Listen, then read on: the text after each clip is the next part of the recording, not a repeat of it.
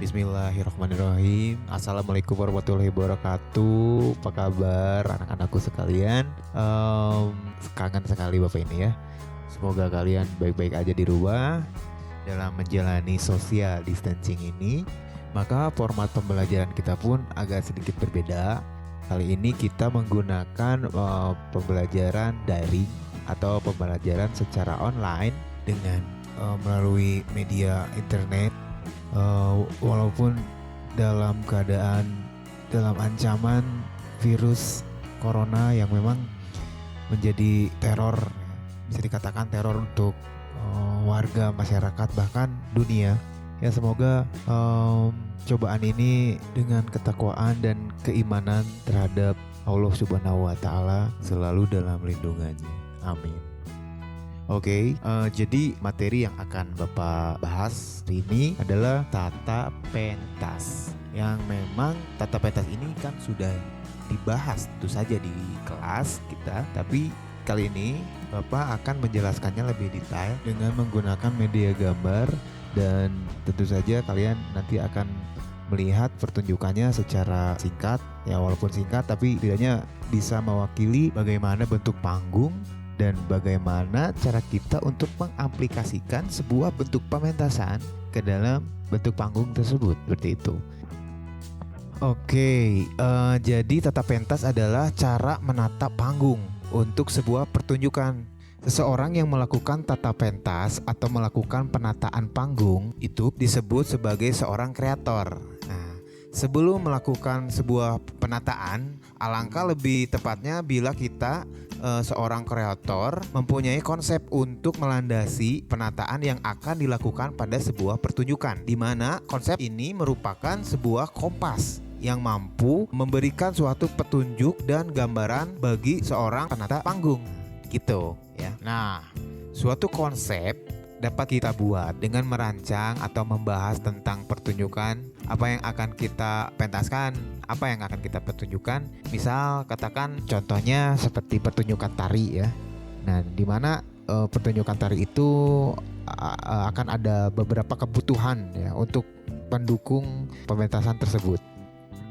Misalnya kebutuhannya itu adalah kostum seperti make up, properti gitu kan, terus buat dekorasi juga cahaya, sound system dan sebagainya. Jadi semua itu memang harus kita konsep, kita rincikan dengan baik untuk mengatasi kebutuhan pementasan tersebut gitu ya. Tapi dalam pembahasan yang akan Bapak ketengahkan hari ini adalah hanya dalam seputar bentuk panggung pementasan ya. Walaupun ya memang seperti banyak sekali kebutuhan-kebutuhan lain yang memang menjadi faktor pendukung untuk sebuah acara seni pertunjukan. Tapi di sini Bapak akan fokuskan dulu untuk lebih membahas tentang bentuk panggung dalam tata pentas gitu. Ya, dalam tata pentas tersebut ya memang ada beberapa yang akan mewakili dari berbagai bentuk panggung, yaitu ada panggung arena, proscenium, dan juga truss, atau kalau kita disebut di kelas itu apa namanya, tapal kuda ya. Biasanya Bapak suka bilang tapal kuda karena beberapa kreator juga akrab banget kalau di panggung truss itu disebut dengan tapal kuda biasanya gitu, karena mempunyai 3 sudut perspektif atau sudut pandang penonton, dan memang bentuknya seperti huruf U ya yang menyerupai tapal kuda. Oke, dalam bentuk panggung dalam tata pentas sendiri ada beberapa bentuk tentunya ya. Tapi dalam tugas yang akan Bapak berikan atau yang akan Bapak bahas dalam ini adalah 3 panggung saja, yaitu proscenium, panggung arena, dan tapal kuda atau truss. Jadi di sini saya akan mengenalkan dulu proscenium. Ini adalah proscenium. Proscenium ini adalah sebuah panggung yang memang berbentuk bingkai ya. Proscenium ini adalah contoh panggung yang memang hanya bisa dilihat dari perspektif atau sudut pandang penonton hanya dalam satu arah. Proscenium ini adalah salah satu bentuk panggung yang mempunyai konsep tertutup atau lebih eksklusif ya, dibandingkan dengan contoh-contoh bentuk panggung yang lain. Proscenium ini mempunyai beberapa bagian yang memang perlu diketahui, yaitu di bagian atas ini namanya boarding, dan orang-orang panggung biasanya memang menyebut nama bagian atas ini adalah boarding. Nah, boarding ini adalah sebuah kain ya atau layar yang memang fungsinya untuk menutupi spotlight atau cahaya tata lampu, atau yang lebih umum lighting ya. Awas ya, jangan dibilang righting ya. Oke. Dan sebelah kiri kanan panggung ada wing. Ya, ini biasanya disebut wing ya, layar atau kain yang memang terbentang dari atas sampai bawah dan berada di kiri dan kanan panggung, itu disebut wing. Biasanya disebut wing kiri dan wing kanan. Fungsinya adalah untuk menutupi sirkulasi atau alur masuknya pemain ya atau penampil. Nah, jadi penampil semuanya munculnya dari sini. Misalkan muncul dari kanan dan keluar dari sebelah kiri gitu. Dan juga bisa menutupi aktivitas yang memang untuk persiapan para artis ada di kiri dan kanan panggung, tidak bisa terlihat atau tidak bisa terekspos oleh audiens ataupun penonton. Nah, itulah fungsi wing kiri dan wing kanan. Kemudian di bagian belakang itu disebut backdrop atau background. Backdrop ini adalah latarnya panggung ya, atau latarnya stage ya. Jadi biasanya itu bisa ada dipakai untuk infokus ataupun gambar ataupun judul, tema dan sebagainya, atau ornamen-ornamen yang lain yang memang sifatnya bisa menjadi penghias yang memang berkaitan dengan tema yang dibawakan. Selanjutnya adalah stage. Stage ini adalah tempat utama ya. Di sini adalah tempat sentralnya audiens atau penonton yang memang menjadi titik fokus untuk menyaksikan sebuah aksi para penampil atau artis untuk mendedikasikan karyanya. Jadi stage itu bisa dikatakan panggung utama.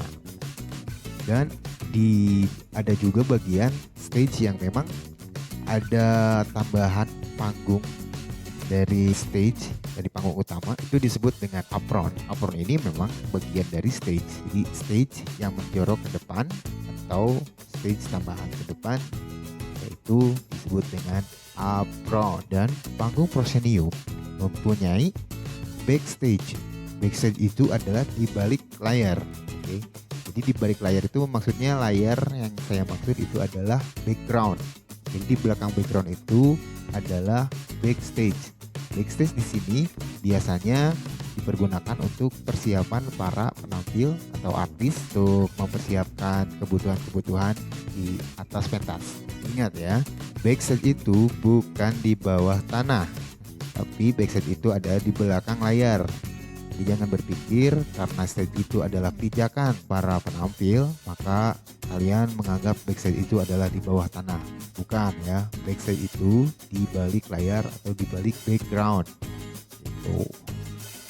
Yang selanjutnya adalah pentas arena atau panggung arena. Ya. Pentas arena ini adalah salah satu contoh panggung yang memang bisa dinikmati dari segala arah penonton. Jadi pentas arena ini dikelilingi oleh penonton. Ya, contohnya seperti sepak bola, ya, baseball. Biasanya memang pentas arena ini lebih populer untuk menyaksikan pertandingan olahraga tentunya ya. Tapi dalam pementasan kreasi seni pun ada ya. Di antaranya teater juga ya, banyak juga seperti longser, seperti dog-dog dari Sunda, ataupun ada beberapa ronggeng ya. Itu banyak sekali menggunakan tata pentas arena ya. Jadi arena itu memang dikelilingi oleh penonton gitu, dan memang penampilnya itu di tengah-tengah gitu. Dan tentu saja tidak mempunyai background ya, tidak mempunyai backdrop seperti proscenium. Jadi memang pentas arena itu tidak mempunyai backdrop dan benar-benar terekspos oleh penonton atau audiens secara penampilan atau secara pertunjukan. Jadi bagian-bagiannya memang hanya stage dan audiens ya, yang mengelilingi panggung atau stage. Selanjutnya ada truss atau tata panggung tapal kuda. Ya, oke. Ya, ini adalah teras, ya, konsep teras, tapi ya memang kita sebut aja tapal kuda ya, yang memang gampang sekali diingat ya. Kenapa tapal kuda ya, kata pentas teras ini? Karena ya bentuknya seperti letter U ya, dan kebanyakan para kreator itu menyebutnya tapal kuda gitu. Nah, tapal kuda ini sebenarnya hampir sama ya dengan proscenium, hampir sama. Cuman tapal kuda ini bisa disaksikan dari kiri dan kanan panggung, atau bisa dikatakan gabungan juga antara proscenium dengan arena. Cuman satu pandangan arah penonton aja yang dihilangkan dari konsep arena. Oke, sekarang mari kita saksikan beberapa cuplikan yang memang mewakili dari 3 bentuk pementasan atau 3 bentuk aplikasi sebuah kreasi dalam bentuk panggung yang memang sudah dijelaskan oleh Bapak. Oke.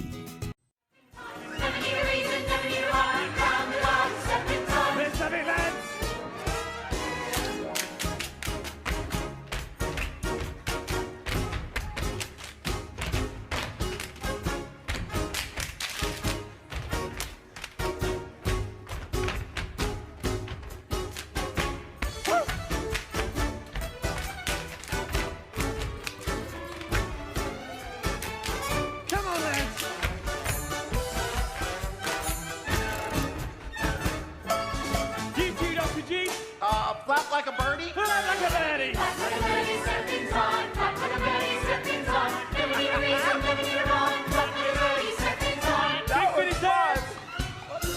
Stepping on, stepping on, stepping on, stepping on. Never need a reason, never need a rhyme. Stepping on, you stepping on. Stepping on. Next to the audience, even though the sound of it, if you say it loud enough, it's always something close. You gotta catch it on. Stepping on, stepping on. Stepping on.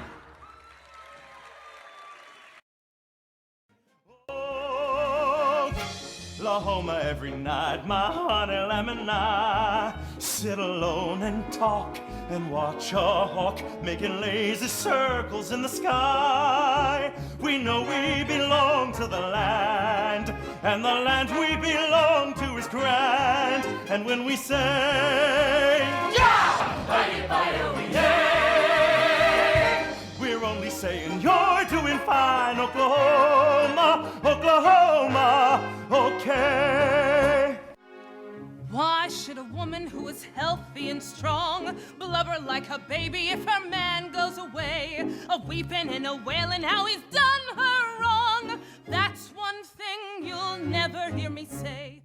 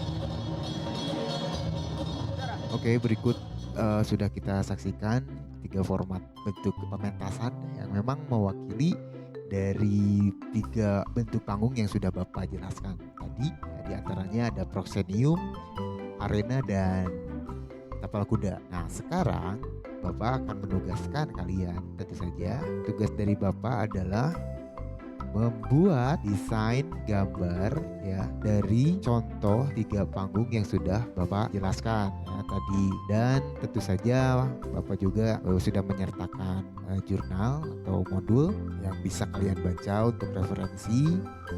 Malah di sana lebih detail lagi ya, secara tertulis sudah ada bagian-bagian panggung dari 3 contoh yang sudah Bapak jelaskan gitu.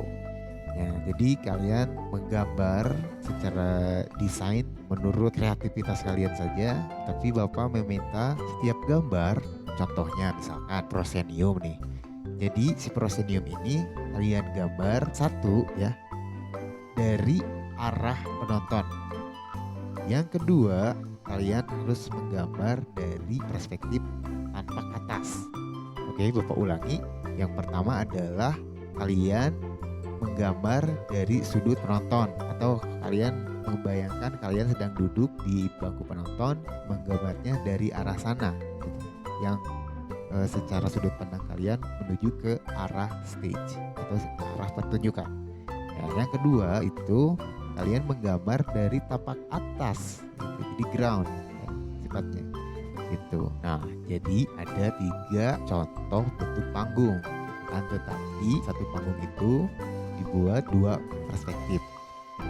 Jadi totalnya kalian mempunyai 6 desain gambar atau 6 gambar kerja. Gambar kerja ini tentu saja bisa digambar oleh pensil ya, dengan minimal dengan ukuran kertas A4 satu desain gambarnya, yang tentu saja juga disertai dengan keterangan gambarnya.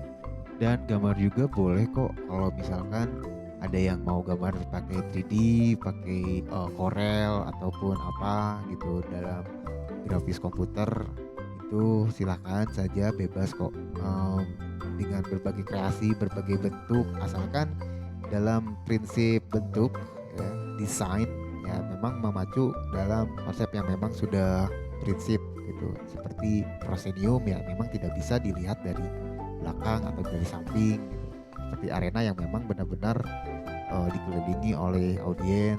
Dan tapal kuda, begitupun tapal kuda kan, tapal kuda dilihat dari 3 sudut penonton, yang belakangnya itu biasanya di blok background, ataupun terserah kalian mau di blok dengan apa, atau mungkin menjadi backgroundnya langsung aja pemandangan seperti yang memang sudah ada gitu.